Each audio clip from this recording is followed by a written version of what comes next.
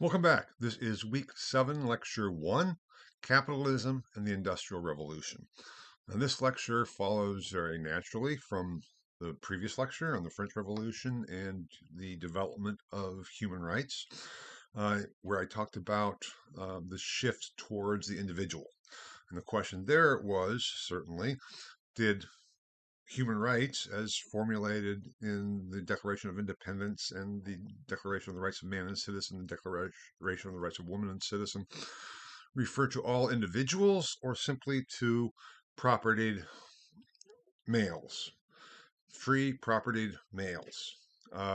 Did not refer to slaves, did not, as we saw with Olympe de Gouges, did not really apply to women or children. So it's that question. And yet still, we saw the shift from rights being ascribed to class, for lack of a better term, of individuals or orders, what order you were in, to individuals themselves, just for being human. And that is a major intellectual shift, conceptual shift, and one that continued and broadened in many ways with the another revolution that leads us from early modern to modern Europe, namely the Industrial Revolution, which in so many ways had a bigger impact on society as such than did the American or the French Revolution in some ways, because it transformed all of society. It transformed labor, it transformed work, it transformed the views of what a human being was in so many ways. And that's what we're going to be focusing on today in this lecture. And then we'll continue in the following lecture to see some of the impacts of that and results from this Industrial Revolution. Now, we begin, though, with the concept of capitalism. And capitalism is somewhat problematic in terms of what does it really mean. Capital is distinct from labor. Labor is the work of human beings. Capital is that which, let's say, labor produces. Capital are the means of production. As we'll talk about it today, we'll see the development of factories, the development of technology, the development of banking and interest, even though I'm not going to be talking too much about that. But the owners of capital become distinct from the labor that produces capital. And that's what we will see. And then the tensions that caused, we'll talk more about in the following lecture for this week. So capitalism is, as an economic system, was a product of the Enlightenment, and then led to or was a result of or some combination. It's always like the chicken and the egg question. The Industrial Revolution in terms of the technology and those aspects come first, or did the theory and conceptual shift come first that led to the development?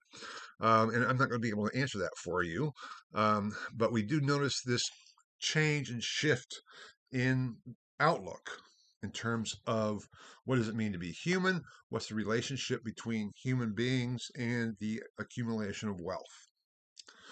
Now, I'm going to start with the, let's say, pre-modern capitalism, or what one German scholar referred to as Frühkapitalismus, early capitalism, which we need to go back to the Middle Ages, because this pre-Enlightenment capitalism was based on developments that had already been in place, so to speak. And the first part of that was the money economy. Now, the money economy was a development really of the 12th century, if not even earlier, whereby the economy of Europe shifted from goods and trade in kind to money as a medium of exchange. In so many ways, that's what money is. Money is an artificial means of exchange rather than barter. It is places a value on something that we then can use to trade and to buy what we want and need, rather than having to go to the store and say, okay, hey, I have, say my case, for example, I have a copy of my most recent book. I'll tell you what, I'll give you that if you give me, a month's worth of groceries. That's not going to go very far because most people who would be in charge of the groceries don't really care about my latest book. Or if they do, they may not feel that it's worth giving me a whole month of groceries for it. But yet, if somehow I have a medium of exchange, money, that can say, okay, I want to buy a month's worth of groceries, or a week's worth of groceries, or a day's worth of groceries, and I give you money that then you can use to buy what you need to, in terms of supplies, et cetera, et cetera, et cetera, instead of always this barter system. And that use of money became widespread. I mean, there was already Roman coinage and such. So it's very early on. But then when the whole economy becomes based on the exchange of money, whether that be gold, silver, in other parts of the world, cowrie shells in the Pacific Islands were a major source of money. It's simply a means of exchange. There's no inherent real value to gold or silver. It's what is attributed to it. And it's the value given to it that then makes it valuable and therefore desirable. We used to be on the gold standard. We used to be on the silver standard, whereby a dollar would be a certain amount of gold. And that was equivalent. You used to be able to go and give, a dollar bill or a dollar coin to the bank and get gold for it. And also coins were made. Dollar coins were made, also higher denominations, $20 gold pieces and stuff, out of gold. Now, we've gone away from that so that our coinage, our money, is no longer based on the actual metal. There's still an aspect, though, to which we have our gold reserves and such, and there's always this, attempt at times to say, well, we should go back to the gold standard and make it really worth something, because money becomes an abstract entity, an abstract thing, and we go from actual metals, coinage, and such, to dollar bills that then we're seen to represent actual gold or silver, to dollar bills that simply represent some quantity that has nothing really much to do with the gold and silver. Now, I'm not an economist. I'm not into economic finance and banking and money supply issues, but money is an abstract concept. The concrete aspect of that is its function as a means of exchange, whereby values are attributed to dollar bills. Values are attributed to checks. Checks are money. Credit cards are money. And that's when it gets really abstract. But that's not the focus of this. The focus of this is that to have your entire economy based on money as a medium of exchange was a development of the Middle Ages. And that was, let's say, a precursor necessity for the development of capitalism, because all of a sudden then the goal is to acquire money that then you can use to get what you want. That's, let's say, the simple view of it all. Now, another aspect of that was scholars in medieval Christendom had the problem of what's called usury, because usury was a sin. It was a sin to gain profit from what you owned rather than from your own labor.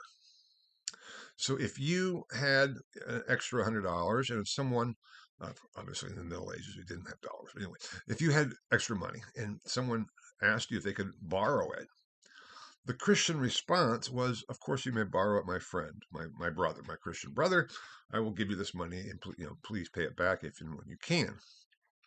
But then it's like, I can't charge interest, because charging interest would be usury. It would be using the needs of somebody else for my own gain, whereby you, who wants to borrow from me, has a need.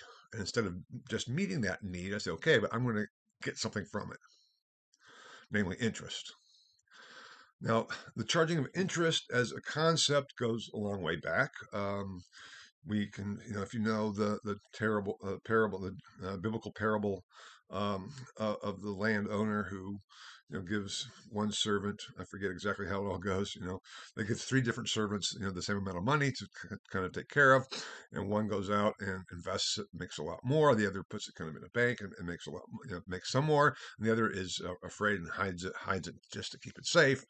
And the landowner comes back and asks for a reckoning of the accounts. He praises the first II, the third, he chastises because it's like you could have at least put it as a deposit to get interest on it. And that story just shows that there was this concept of interest from early on. I mean, not interest as in I am interested in, but interest on investment. And he said that is what you at least should have done with it rather than just keeping it, hidden and safe. So yeah, you give me back what I had given you, but you should have done something with it. And in some ways, that parable, which goes back to the biblical texts, is the basis of usury, the Christian idea of usury. And that is why then the Jews, for example, in the Middle Ages became the bankers, because it was a sin for Christians to engage in usury and loaning out money based on profit was seen as a sin. But for the Jews, it wasn't. It was just natural. The problem then was when the money economy developed, so that money is almost an essential part of just economic well-being, that need for making money from money rather than from labor became more pronounced. And so the problem was, how do we get around the usury laws so that we can, as Christians, lend out money on interest that is not then usurious, that is not sinful. And the idea then became the issue of risk. And so I can give you money, I can loan you money. I can't, let's say, profit off of that, but in doing so, I'm taking a risk. So there should be some compensation for that risk taking.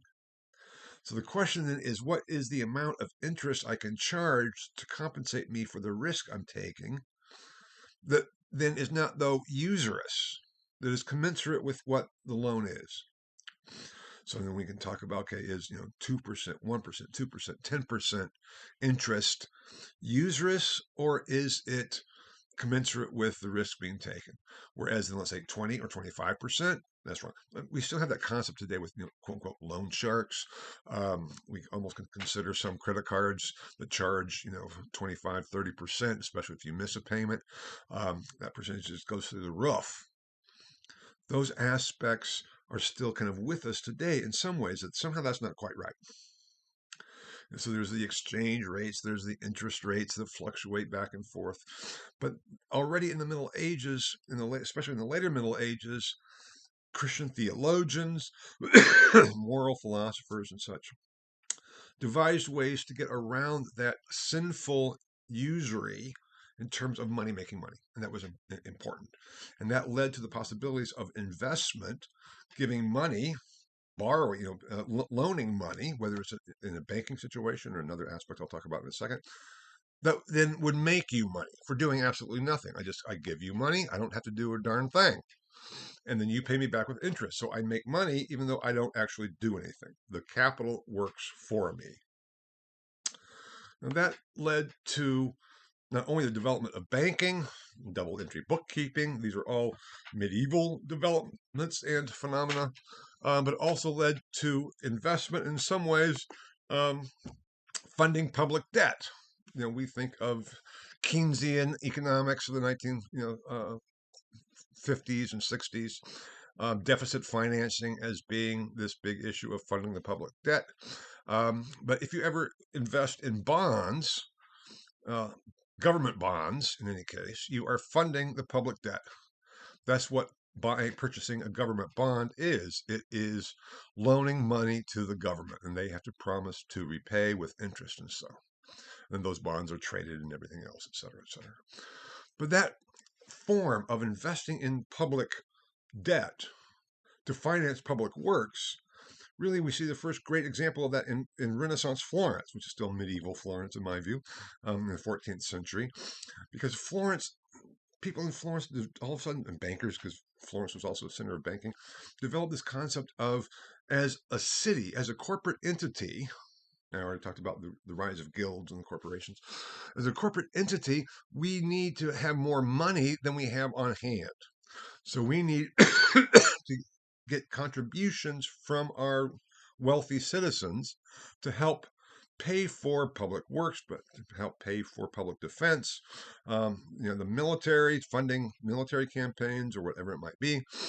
we need to pay for all that, and we don't have the cash on hand. So we're going to borrow from our wealthy citizens who have a stake in the government to allow us to do that. And that was called the Monte. And the Monte was the public debt of Florence. And it started being such a big deal that it was not just the most wealthy citizens, like the Medici and so at the time, but also other people could invest and buy shares in the Monte. It was very much like a proto bond issue. You buy shares in the public debt, and the government would promise to pay you back with that. So, and that was a way of deficit financing for the city, and that was developed already in the 14th century.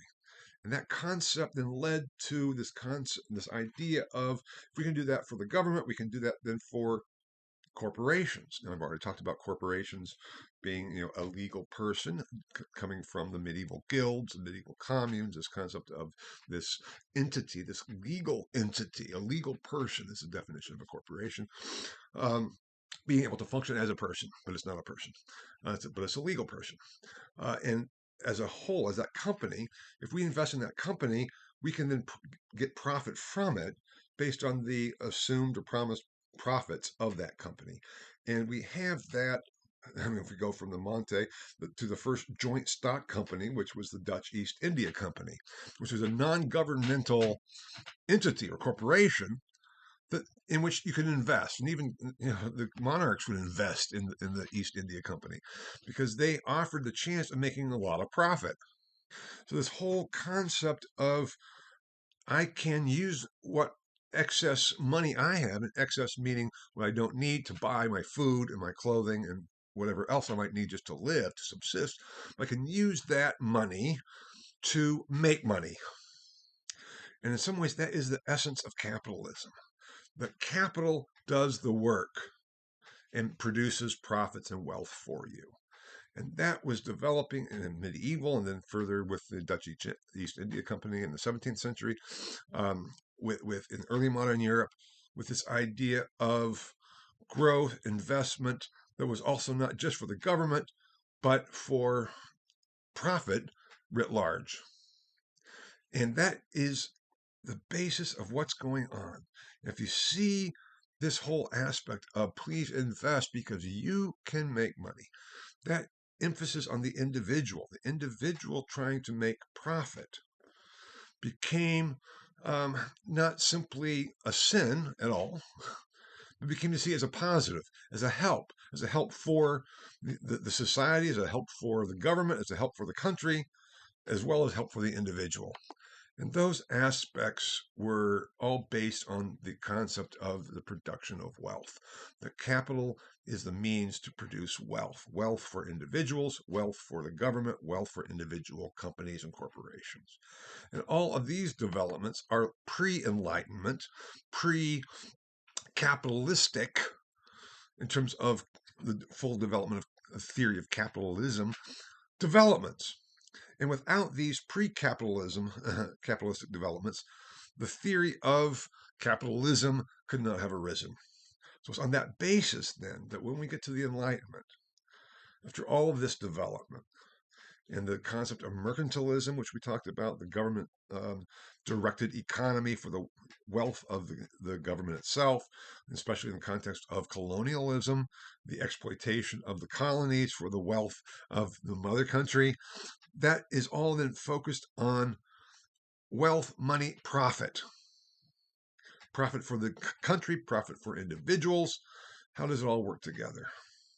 And somehow that had to be regulated because there was always there were pirates who were trying to get their own wealth, and there was a famous ancient saying that was repeated by Christian authors from St. Augustine on with Alexander the Great that he was having some problems with some pirates, and he captures this one pirate, and the pirate says, well, why are you doing this? He says, well, what you're doing is wrong. You're stealing, et cetera, et cetera. He says, yeah, you call me, a pirate and a thief because I have my one little ship and I, take things. You are an emperor with an entire fleet, and that scene is okay, but you do the same thing as I do. And Alexander's like, yeah, you have a point there. So when the government does it, it's okay, but when individuals do it against, let's say, the government interest, it's like they're not okay. So it becomes a real problem of defining what is licit and what is not, what is ethical and what is not, what is moral and what is not. Once we got past the concept of usury and that ability to um, circumvent that core issue of we give freely to help our brother without expectation of return or profit for ourselves. No, we need to have profit for ourselves. That is the shift. And with the development of the Enlightenment and rational thought, it's all rational, but what's called rationalism, let's say we don't even need to worry about the moral or ethical or theological aspects of it. Just let's look at how can we rationalize economics or the production of wealth to have a rational system of economics. Now, I'm saying that because we have basically the father of economics as an Enlightenment figure who developed in some ways, or not developed consciously, but is attributed to being the father of the discipline of economics, of modern economics, and that is the name by the person by the name of Adam Smith. Adam Smith was a Scottish thinker. He was a he was part of the Enlightenment and was called the Scottish Enlightenment. Scholars still debate whether Smith was a theist, a deist, an atheist, or a Christian of some sort. It's almost impossible to really tell based on the extant evidence, meaning his own published writings, and what other evidence we might have about his as a person. And so you'll have some scholars say, no, he was an atheist. Others say, no, he was a deist, as Wordmouth.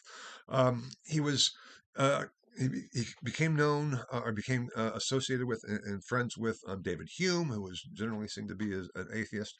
And he's part of this Scottish Enlightenment, which is part of the broader European Enlightenment. I'm not going to go into the difference between or the particularities of the Scottish Enlightenment, but it's this idea of we can understand everything by reason. And we don't need to appeal to the divine. I already talked about, the deist position as God as the creator that got everything started, and we kick God upstairs, and God has nothing to do with human life and human society. We can at least say that. It's if you don't say, well, Smith probably wasn't maybe a self-proclaimed atheist, but he certainly was not a self-proclaimed Christian. So he probably was, a deist of some variety and sort that didn't really pay much attention to it as such, which is a theoretical construct that was needed. He studied at Glasgow and then also at Oxford. And he wrote, one of his first books he wrote was The Theory of Sentiments, where he thought, okay, what is the basis of human action? And it really came up down to the position of what we would call today empathy. How do we interact with people based on our empathy for them, our ability to put ourselves in their shoes, so to speak, to feel what they feel. Now, that has been seen as directly opposite to his most famous work, uh, which is simply called The Wealth of Nations. It's a longer title, Investigations into the Origins and Development of the Theory of the Wealth of Nations, but it's just shortened to The Wealth of Nations, which he publishes in 1776, which was a very important year. We know not only the American Revolution, but also then the first volume of Gibbon's Decline and the Fall of the Roman Empire comes out in 1776, and Adam Smith's The Wealth of Nations comes out in 1776. And here we see it being based all of economics based on personal self-interest. And so the scholars have debated, okay, how does that cohere with his earlier theory of human sentiments? And in some ways, it's like it all comes down to that concept of self-interest. Why do I have empathy for somebody else? Because having that is in my own self-interest. And with Smith, he said, that is what produces wealth for society, for countries, for nations.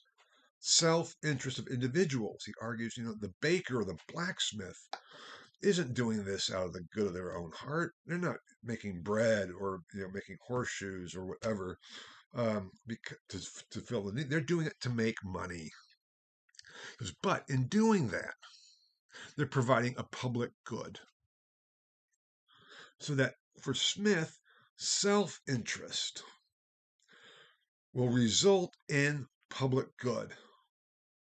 So that if I just focus on what do I want, how can I make as much money as I possibly can, that will produce wealth for society. That will produce a good for society.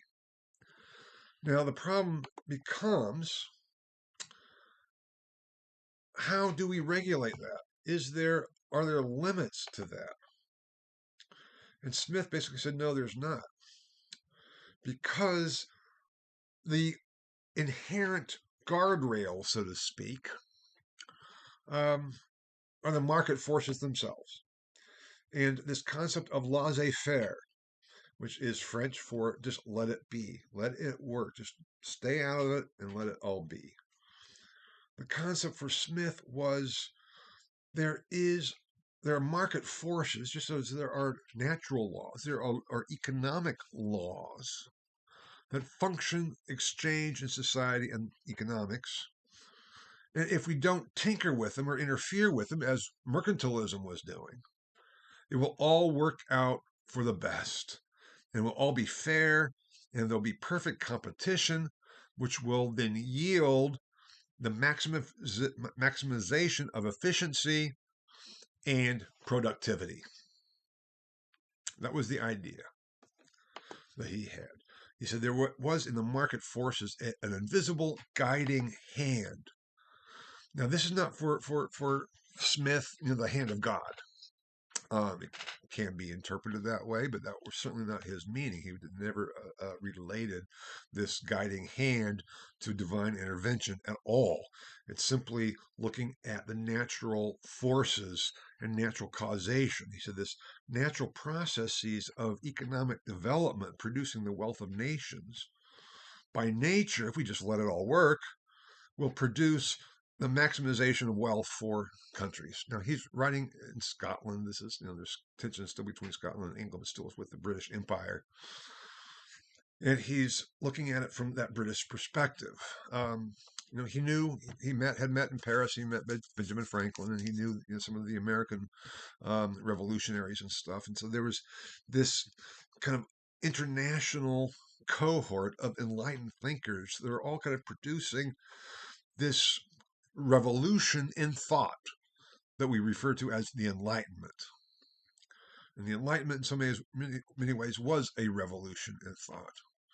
And that then led to the Industrial Revolution in terms of the development of new means of production to produce even greater amounts of wealth. And this concept of the guiding hand and laissez-faire, the whole theory of capitalism, which develops as the means of capital making more capital and the production of wealth. Capital as the basis of the production of wealth. If we just let it work, that was what will happen. It will all work out for the best of all, based on self-interest. Now, theoretically, that might actually work, but there are problems here. I'll be talking more about some of the problems in the next lecture that were even recognized at the time or near at the time. But just looking at this as such, the whole guiding hand issue and the whole concept of laissez-faire economics based on capitalism is based on this mythic ideal that I put up there of perfect competition. Perfect competition does not exist. We can claim that it does, but it really doesn't. If you have a coffee shop on the west side of Meridian, and if there's another coffee shop across the street on the east side of Meridian, is that perfect competition? It's like, no. Because what is the flow of traffic? Flow of traffic in the morning is from the north to the south into downtown. That is when people are more likely to say, I'm going to get coffee on my way to work. And so that makes it very easy just to pull in on that coffee shop that's on the west. So you don't even have to, make any kind of a turn. You just pull in, get your coffee, and go. Whereas if you wanted to go to the other side of the street, you'd have to cross over and then get back, and then traffic, that's going to be a problem. So there's not perfect competition. On the way home, going home traffic, you don't really want to stop to get coffee on the way home. You want to get home and have dinner. And so the amount of traffic, and if everything else were equal, even if it was exactly the same quality of coffee, but different companies, if the nicety of the shop and how it looked and all that were all exactly the same, just by the flow of traffic, it's not going to be equal. There is no such thing as perfect competition. It's a theoretical model. And when that theoretical model breaks down, then it's like we have to tweak it. Now we'll see the same thing next lecture with quote unquote communism and Marxism. It's a theoretical model that theoretically works very well. The problem is practically, how does it really work itself out? But I'll be talking about that next week, or not next week, but next lecture. But here, so we have these two kind of ideal systems being developed: capitalism and communism. But neither of which are, let's say, practical realities when we get to implementation in society. And so there has to be tweaks and adjustments and adaptations, and that's where the problems come in. So the whole basis of the theory of capitalism is we just let it go and it will take care of itself based on the guiding hand of perfect competition that will regulate prices and everything else. So it'll all be fair and equal. That does not exist, and that is the problem. And to pretend that it does is not quite right. Now, the other aspect is this perfect competition. The whole basis of capitalism, as Adam Smith argued, was based on self-interest. Self-interest in this sense, in the traditional Christian sense, is simply greed. I want more. I want more. I'm going to find out ways to get it. And if I can somehow get an advantage over my competitor, I will do so because I want what my competitor has. I want what you have. And if I can't going to steal it, I'm going to find some other way to get it. So even that basis of self-interest and greed lends to the lack of perfect competition. Because if I can get an advantage, would you? Of course you would, because that is what competition is all about: getting an advantage and beating your opponent. Now you don't have to cheat. I'm not talking about necessarily cheating here, but let's say two sports teams. If one can find out that they have an advantage over the other one, are they going to use it? Of course they're going to use it because they want to win. And in the economic sphere, winning is getting more money. So if I can devise ways to win, to, let's say, make the competition skewed to my favor, I'm going to do that. Now, a whole system that is based on self-interest and greed for Smith would end up producing good for society based on this perfect competition. And yet, does it? If I can somehow profit myself, even if by doing so I harm you, is that really the good for all? If I can, I'm just thinking of examples here. If I can, cut your wages, if you're working for me, and if I can say, okay, if I maximize my profits, if I can cut wages. So if I cut wages, I can maximize my profits. Is that good for everybody, or is it just good for me? And that's this shift to individualism. And I'll be talking more about this as we go along, because that just then heightens significantly in the postmodern period, or also more in kind of recent times, so to speak. It is a fundamental difference from this idea of how do we make society good for all? What is my own self-interest? And that is so anti-traditional Christian ways of thinking of medieval Christendom. And so all of these attempts had to be developed of how do we justify this theologically? Well, if you're an atheist, you don't care. If you're a theist, you really don't care. But what about the Christians who are still Christians? It's like, we're not going to not participate because this is too good. And we are, as Augustine would say, that's our sinful nature. Sin is based on being turned in upon oneself, on self-interest. That's the very definition of sin for Augustine. Because how can we justify that or try to? So there are various ways that developed to try to justify this pursuit of wealth based on individual greed and self-interest. And one of those became identifying value with wealth, to de-impersonalize it, to make it or depersonalize it, to make it all impersonal. So it's not an issue of I'm harming you. This is simply the laws of the market. And what is worthwhile, what is valued is profit, the making of wealth, whereby increasingly these values of the good, the beautiful, the true, the just get reduced to what makes money.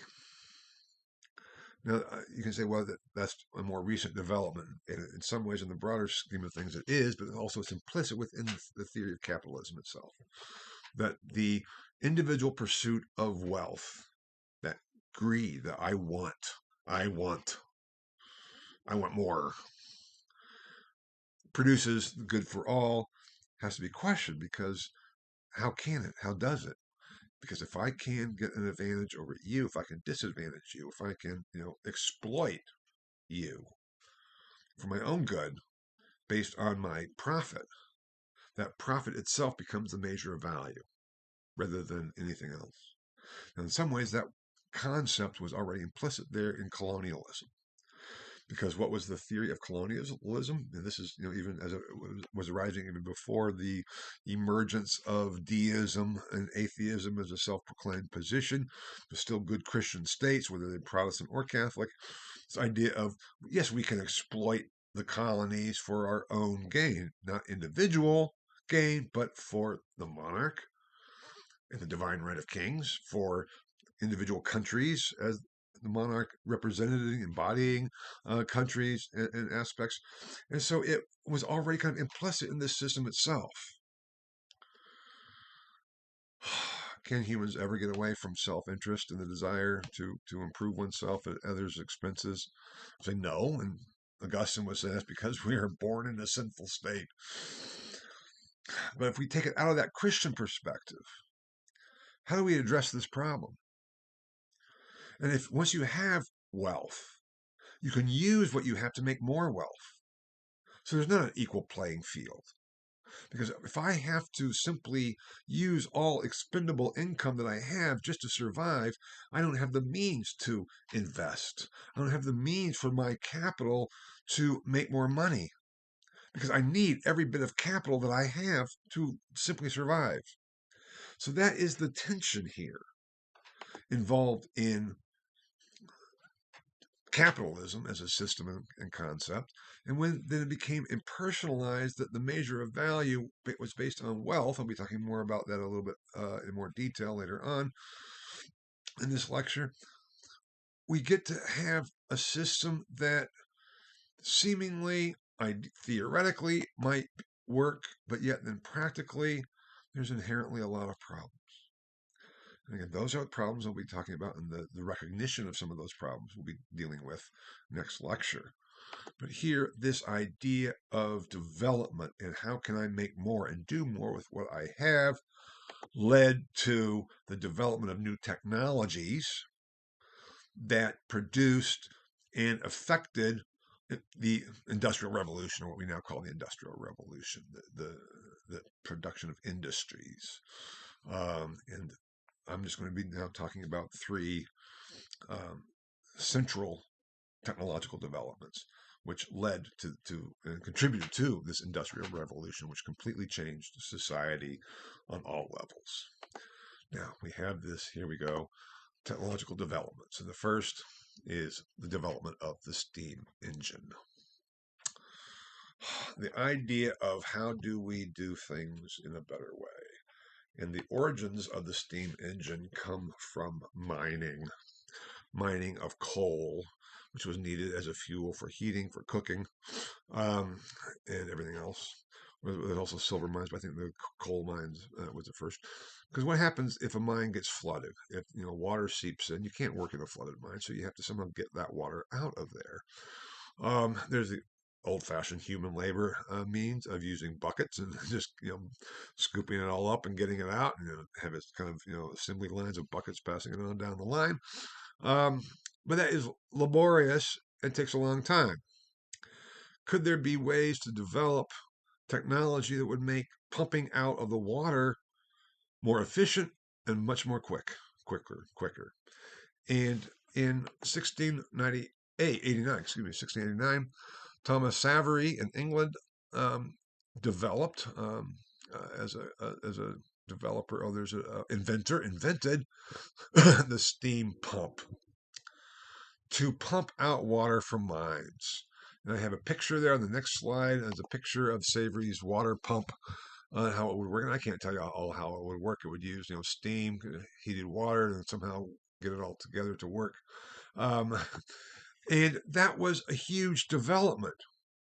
And then Thomas Newcomb in 1712 applied that to other aspects of industry and production so that we could use steam power, not simply for pumping, but for the running of engines that could produce other benefits for society so that we don't need all that physical human labor. We can replace it with machine labor.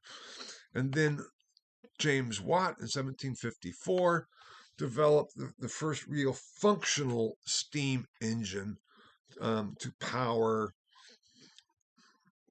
whatever it would be that would need to be powered. There's not yet railroads. I'll be getting to that. But to power pumps, to power mining, to power whatever you needed to power, we have steam engine. Now, here, if you look at the next slide, there is a picture of James Watt's steam engine. It's a big, kind of bulky. This is a model in the British Museum of actually an actual one. It's an actual James Watt steam engine, but it's in the British Museum, so it looks all fancy and nice, and they cleaned it all up. But that's what it was really like. But that steam engine right there became the foundation for the mechanization of labor on a wide scale, and allowed for what we now call industrialization, which is really the mechanization of labor. If we look at it in that terms, industrialization was the mechanization of labor, whereby machines would replace human labor. And the machines themselves were capital. Now, I'll be talking about the factory shortly, but that plays right into it. And so if you own the means of production, if you own the steam engine, if you own the factory, if you own the mine, you have capital with which you are trying to use to make wealth for yourself. And there's a split between the labor and the capital. I'll be getting to that as we go through. Another major development was called the spinning jenny, which was a technological development, the 1764, 1765. And this development, this invention, transformed the textile industry, the making of clothes and garments. And as people are getting more wealthy, they want to have fancier clothes and everything else. And textiles, which had always been a basic medium of exchange and trade, silk from the east, wool from the British and Scandinavian countries became a big commodity because it keeps you warm. But all of those things have to be produced, and when you shear the sheep, you have to then spin it into thread or yarn that can be used for weaving to make sweaters and clothes. Or I just ordered a couple new pairs of woolen socks, and so it's like great woolen socks. How wonderful woolen socks! That also has to be produced. And it used to be that there was the spinning wheel. We go all the way back. The technology of how to do that had been developed very early on. But the spinning jenny was all of a sudden, how can we make this more efficient? How can we make it produce more? And I don't understand how you do the weaving and the spinning wheel. I don't know how that works. Rapunzel and the spinning wheel and the weaving and all that stuff. But you have the wheel, you have the spindle with the raw material sort of there. We're carrying it. I forget how it all works. But one person would operate that. One person would operate one spinning wheel. this was a development that said, okay, if we can do this, let's say 5 or 6 or 7 spindles all at once, so we have one person now can do 6, 7, 8 times what had been done before. That will increase our production. It will lower our labor costs because we have to pay for one person rather than 6. That will help us make more money. And so this spinning Jenny, as it was called, and don't ask me why, probably just because, Jenny is a nice female name, and a lot of the people who were the weavings and the spinners were female primarily. But here you can see the spinning Jenny. And here we have the raw material that's being spent, that wagon wheel down here. Here are the spindles that the new yarn or thread is going to. And so you see, how do we get from the sheared sheep to this? I don't know. But there's a process there too. But as you can see, there's multiple spindles that can all be done at once, and the person sits here, and there's a pedal to make it all go and work. And so all of a sudden, you have again one person doing the work of 10 people or so, and that also increases production. And this is all based too on the increasing demand. Population is increasing. I think I mentioned that before. After the Black Death and the huge drop in population, by the early 16th century, the population in Europe had just begun to reach what it had been in pre-plague levels. But then from there, even though the plague is still there and there's wars and everything else, in general, the general trend is that population steadily increases. And as population steadily increases, it usually does so arithmetically, if not exponentially. And this growth in population. I think I also gave you the statistics for the populations of cities, and the growth of urban areas, which were pretty mind-boggling, all lead to new demand. It's like money is to be made. If we can meet its demand, money is to be made hand over foot. And so if I own the spinning wheel or the spinning Jenny, I can hire people, women primarily, to work it. Now I'll get back to some more of this transformation as we go along, but I think you can see what's going on here and how it all functioned. And that transformed the textile industry from what's called the cottage industry into actually factories and almost of international scale. Now, there we have then one further development I'm going to mention. These are not the only 3 technological developments of the Industrial Revolution, but 3 of the major ones. Now, obviously, all of them had technological developments and inventions that led to them. But this third one is the railroad, because the railroad then provided for the expansion of trade and goods and getting raw material in to be processed and produced. And without the development of the railroads, things would have been vastly different as they had been for centuries before. Now, how did that all come about? And we still have to go back to mining, because here we have, first of all, the pre-modern rail. There was rails and rail transportation before there was the railroads, so to speak. And where did it come from? The mines. How we talked about the steam engine developed as a way of pumping water out of the mines. How do we get the ore out of the mines? You have to have people carry it. So we're sitting down there in the mine, whether it's coal or silver or gold or whatever other kind of, or copper mines, whatever other else we're mining, these raw materials in the earth that we have to extract. Why? To make money, for wealth, for profit. Because, oh my gosh, this is great. We then have to sit there and chop away. I don't know how they do mining, but from this, Snow White and the 7 Dwarfs to all the movies you see down there in the mines, with your pickaxe going away, and then you put all that raw material or ore, and you have to carry it out of the mines. The mines are kind of deep and steep, so it's a lot of intensive labor, and one individual can't carry all that much, so it is very labor intensive. If we can devise a way to, instead of like one bucket that I carry out, where I can carry, put it all in a big cart, and then take the cart up, that would be easy. Now, That was the origins of the development of rails. First, wooden rails, because if you get a cart, you can pull it on rails and it works pretty well. And then eventually, iron uh, rails, either pulling it with human labor or with horses. Now, did they get horses down the mine? I don't know how that all went. But once you got it up, you could use horses if you had rails laid to pull. So there's a lot of horse-powered rail transportation in terms of transporting um, iron ore, mined ore, coal, copper, lead, steel, whatever. Well, steel doesn't work. You don't mine steel, you produce steel. Anyway, I think you get the point. Because it made it easier and more possible. So you could transport more ore more quickly than with individual human labor.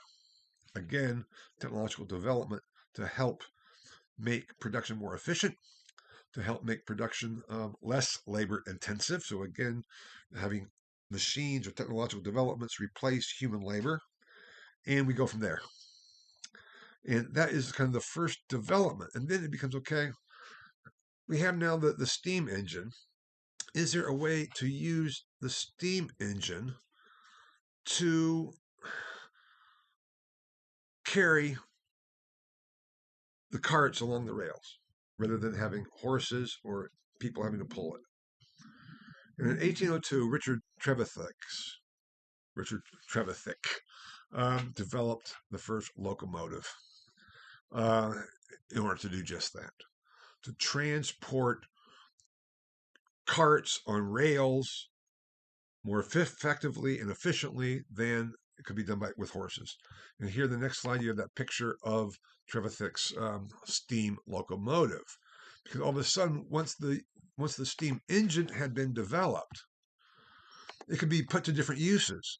And this idea that if we use the steam engine as it's moving up and down with the power of steam to pump water out of the mines, if we use that instead of to pump water to move, axles, to move wheels, because it's kind of the same basic thing going up and down. You have a differential. I know this goes back to the pistons and everything else, and a basic function of an engine, which things have gotten so much more complex we don't think we even are aware of what goes on anymore. But it's the pump that goes up and down that then produces the power to pump.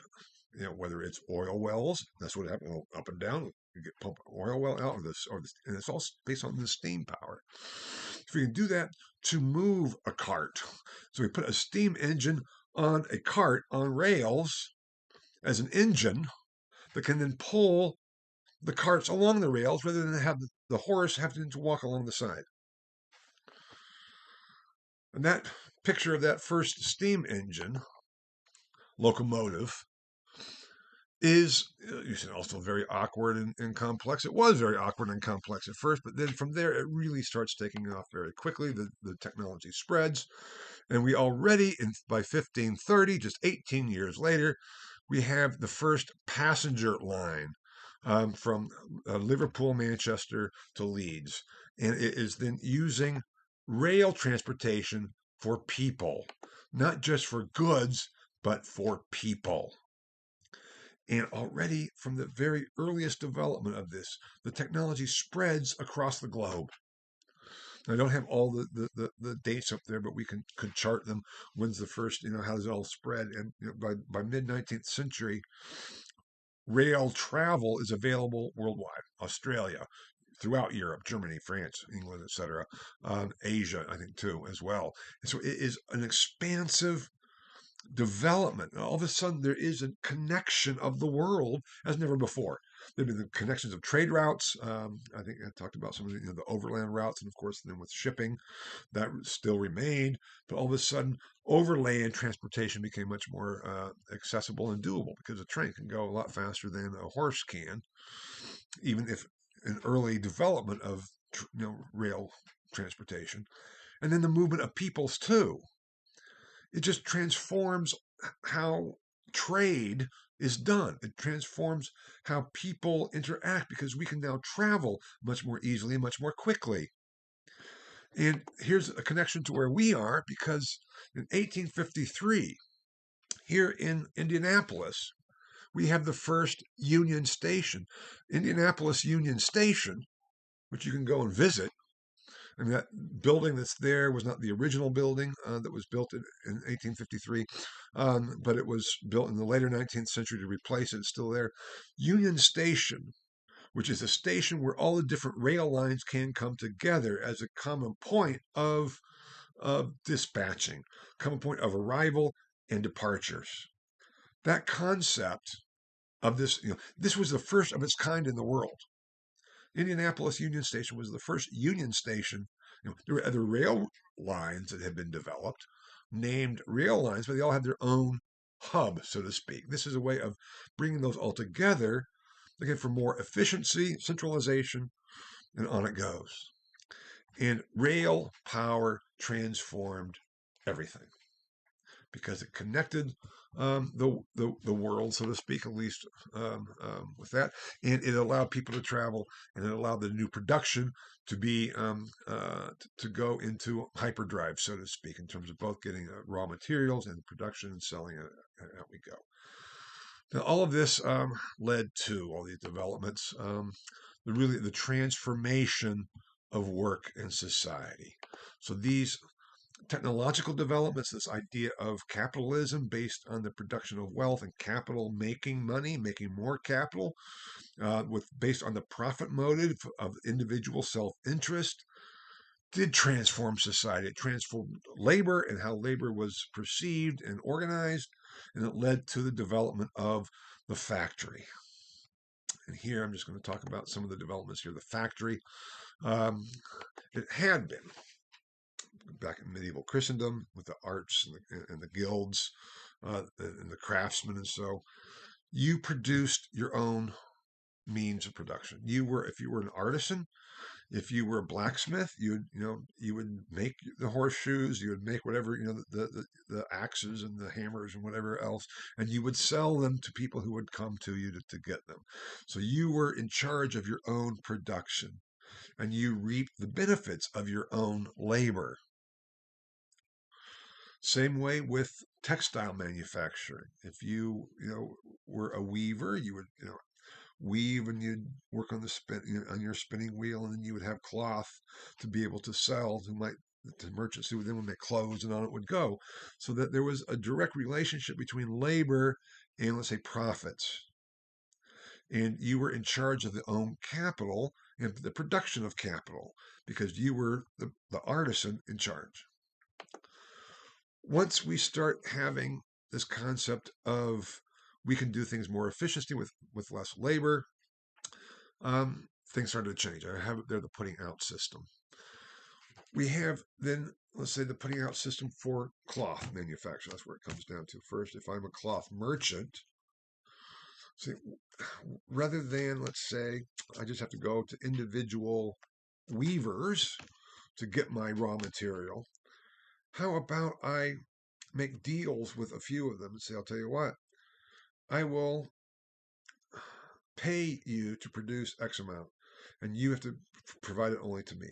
So I will, you can still work at home, so to speak, the putting out system, but then there's this one-to-one relationship between me as the next level, let's say the middleman, and you, rather than we have to go from you as a spinner independently to me. And so it's like called the putting out system, because you'd put out a product, and then it would come back to you worked up in the next. I'm sorry, I'm running out of terminology here, which I know very well, just is escaping me. With cloth that I can actually do something with, whether I can't do anything with the raw wool. So that putting out system was the basis of it. And still, it was called the cottage industry as well. The putting out system was also known as the cottage industry. And it worked very well. And it helped, let's say, peasant society and peasant households or poor households make some extra money, because I can be at home, I can work, and instead of just doing it myself, I can actually make more money if I work for the merchant who is paying me to produce X amount of stuff. And that transformed into finally the merchant saying, this isn't all that efficient, and I have to go travel back and forth and everything. If I bring people to a central location, I can increase my production. And that is the origins of the factory. The origins of, let's say, we are going to centralize labor needed for production in one place. And so no longer are we having the putting out system with the cottage industry. If you want to get money for what you're doing, you have to come to my factory and work here. And I will pay you wages. This was the displacement of labor, whereby labor was no longer in charge of its own production. And it severs labor from the production and the means of production. So now, instead of being an artisan or a craftsman, and there still were those around, you are simply become a wage laborer. And you have to leave your family and travel into the city, into the factory. Doing that transforms family life, it transforms family structures. Because this was not 9 to 5 hours. Because if I'm a factory owner, I'm going to get as much as I can out of my labor. So if you can work 16, 17, 18 hours a day, great.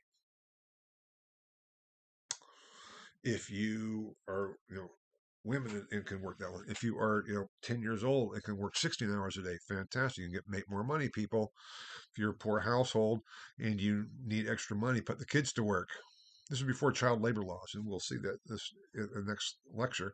This was the origins and developments of child labor laws and things, because we have cases of the children 10 years old working 18 hours a day and being whipped if they took breaks and things. Why? Because of profit.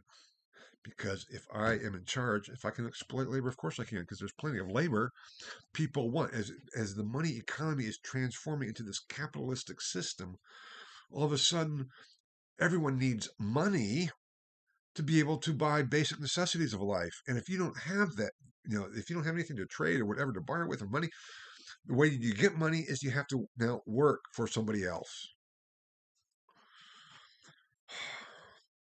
So there is that necessity of squeezing. You have to work. And the more you work, the better it is, the more money you can make.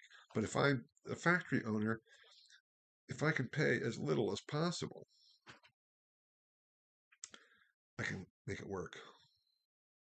Now, this is an example I'm going to use is just an example, a modern day example of this, with all kinds of broader implications, which I don't mean to get into right now. But this idea of money, of labor.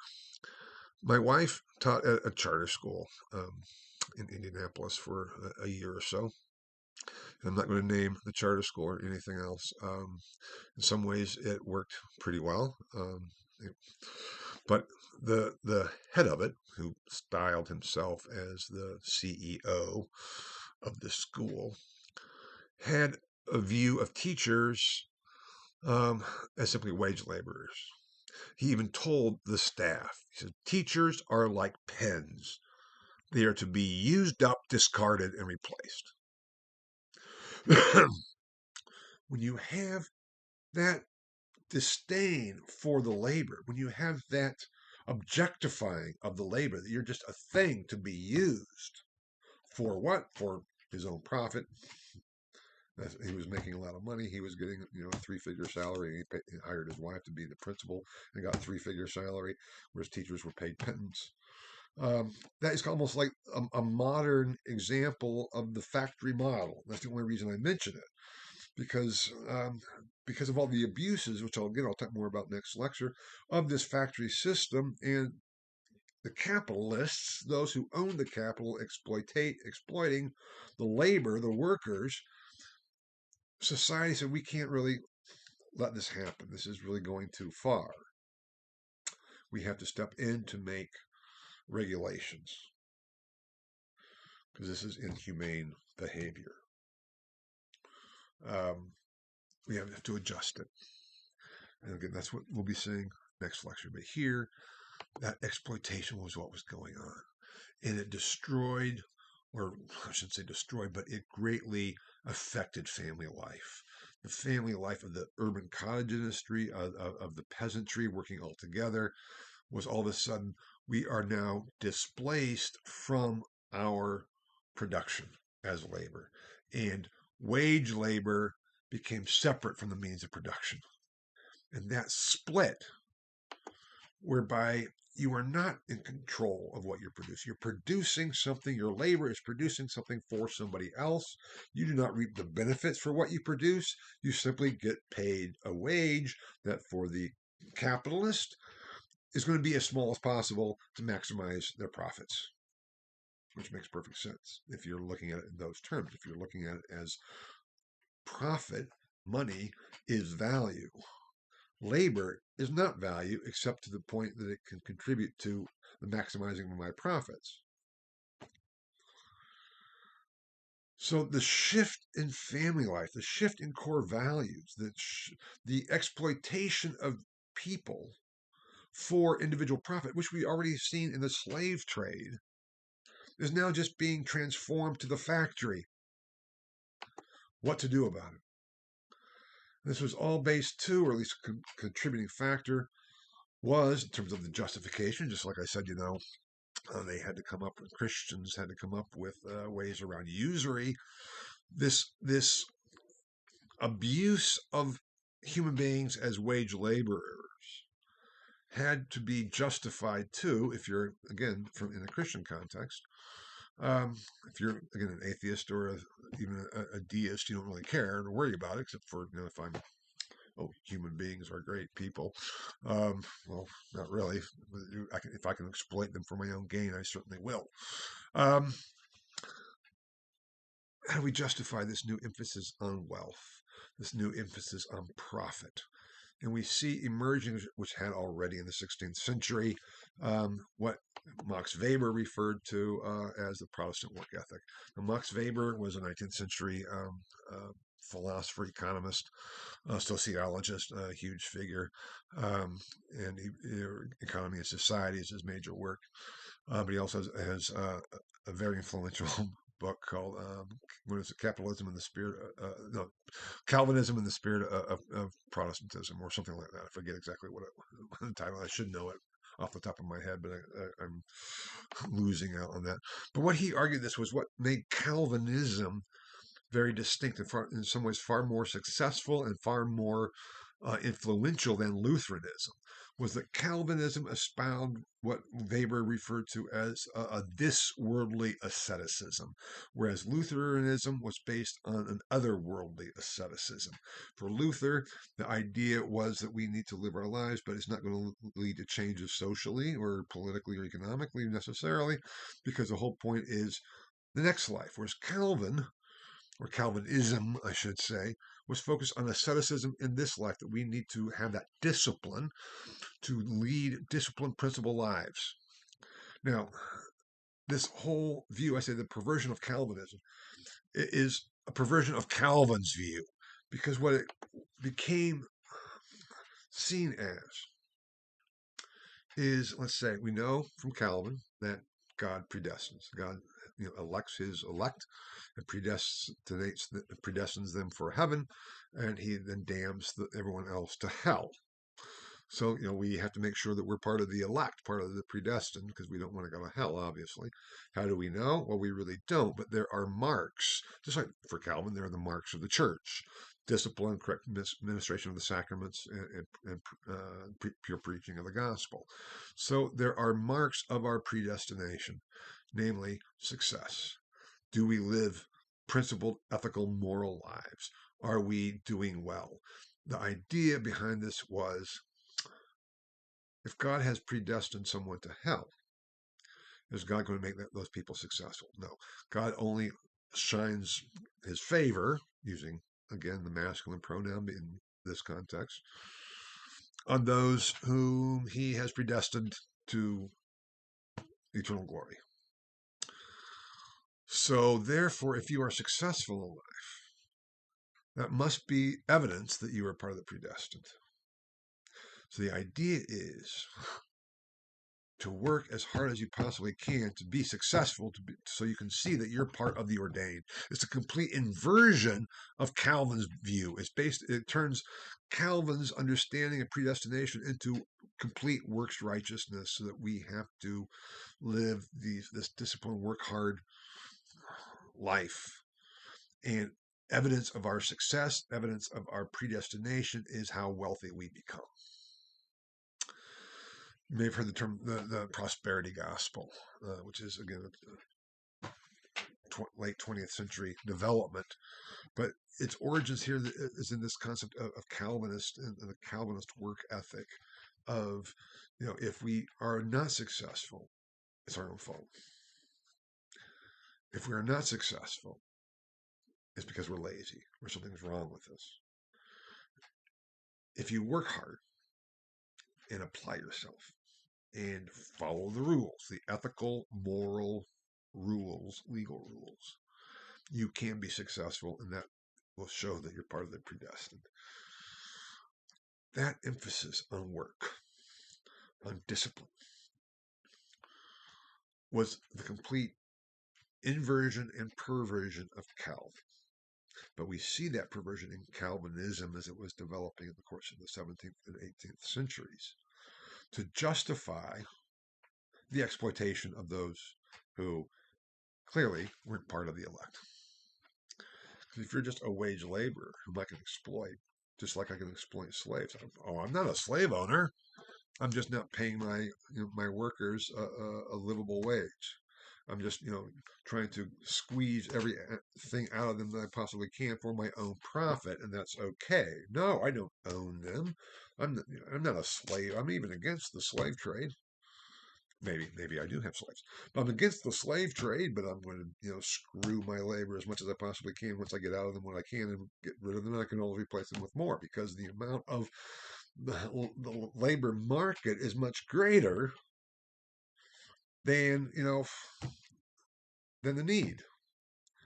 And so if you don't want to work here for pittance a day, for a 16-hour day, fine, go somewhere else. Other people are right there ready to do so, because people are needing money to live. And society is being transformed. Family structures are being transformed. Work is being transformed. Labor becomes objectified, becomes simply another part of capital that a capitalist can control and use. And we have, as a result of all of this, a transformation of what traditionally had been called the peasantry. The peasantry, as I think I've talked about it before, in medieval Christendom and so, referred to, first of all those who were not noble or members of the clergy, in the general sense. So you have, with the rise of cities in the 12th century, 11th, 12th century, and the rise of artisans and bankers and stuff, they're technically classified as peasants legally, even though on that more general sense, not in terms of legal classifications, but more descriptive, they certainly weren't peasants. Peasants were the urban or the rural working classes. Various levels of wealth. There were, peasants, farmers, who did not own their land. These are all, at the time the feudal system is still in place, and the owners of the lands were still, the princes and the lords and everything else, but who could farm their land and reap the produce of their labor. Yeah, they had to pay some taxes to the prince or their overlord, their feudal overlord, but they could become fairly well off. So there's various levels of peasantry in terms of rural laborers, who were kind of in charge of their own plots.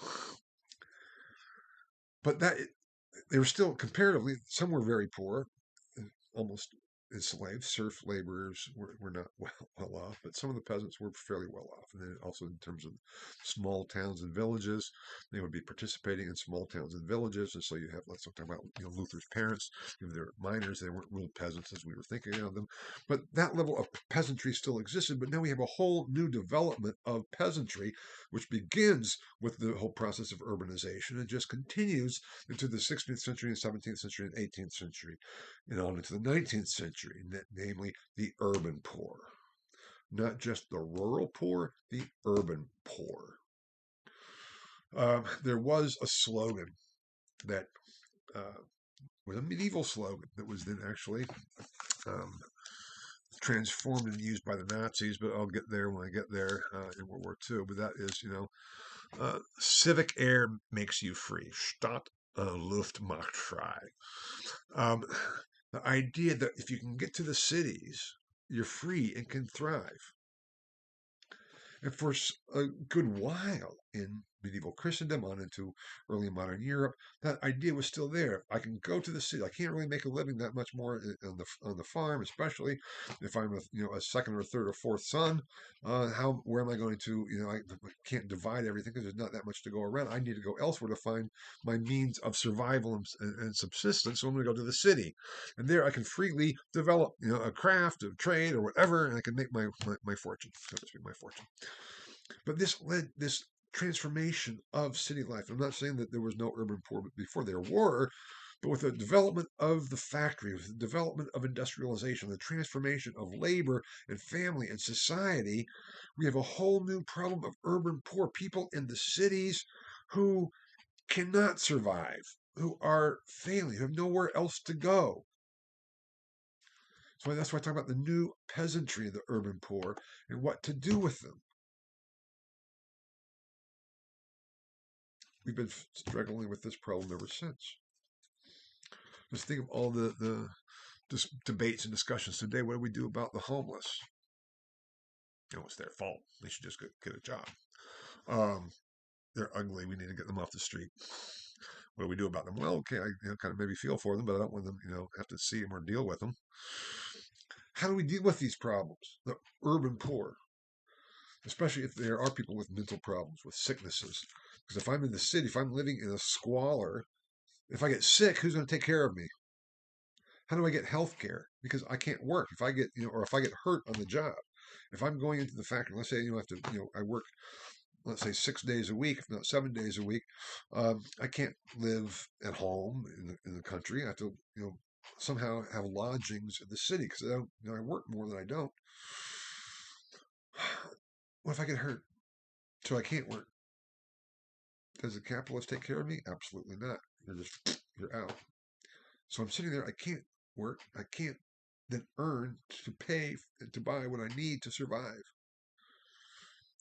These problems fundamentally transformed society, transformed the concept of care for the poor from a Christian virtue perspective of we need to take care of the poor to the poor being a blight on society. And obviously they're part of the damned from a Christian perspective, because if they would just work hard, they would be okay. So it's, they don't have God's favor. So why should I care about them? They're going to hell anyway. That's the problem they were facing. That is some of the downside to industrialization. Did it transform Europe? Absolutely. In positive ways? In some ways, yes. In negative ways? In some ways, yes. So how do we evaluate and understand this revolution of society as we go, let's say, from 1750 to 1850? Because it's in this 100-year period, from 1750 to 1850, that Europe was radically transformed. Why? Because of the Industrial Revolution, based on Enlightenment ideals and principles and mentalities. That's what we're dealing with. Next lecture, I'll deal with some of the responses to these problems that were recognized. And what do we do about them? Which is still problems that we haven't solved today. But they will set the stage for what's coming thereafter. Thank you very much. And I'll be back with, let's say, the flip side of this lecture in week 7, lecture 2. Thank you so much. Bye-bye.